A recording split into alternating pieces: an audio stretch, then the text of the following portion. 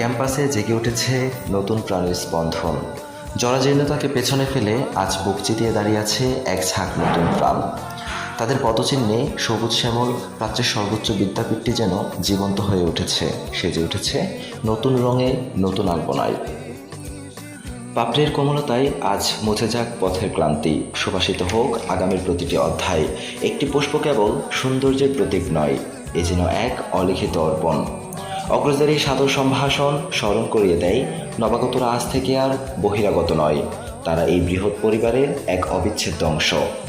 পুষ্পের এই সুবাসিত আবহে অত্যন্ত গাম্ভীর্য ও সম্মানের সাথে বরণ করে নেওয়া হচ্ছে আমাদের আগামীকে।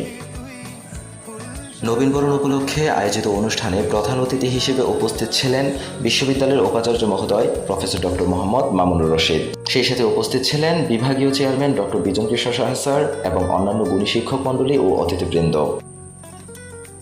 তাদের মূল্যবান বক্তব্যে নবীনদের অভিনন্দন জানান এবং শিক্ষার্থীদের একজন ভালো মানুষ হিসেবে দেশ ও দেশের সেবায় আত্মনিয়োগ করার আহ্বান জানান।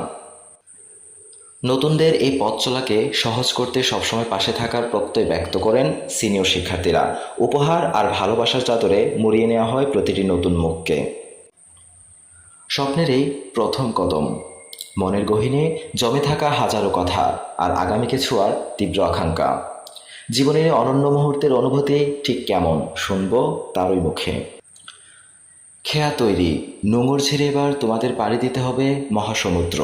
ডানা মেলো তোমাদের স্বপ্নের আকাশে, জয় করো প্রতিটি বাধা। আলোর এই মিছিলে স্বাগতম হে নবীন, তোমাদের আগামী হোক দীপ্তিময় ও অনিন্দ্য সুন্দর।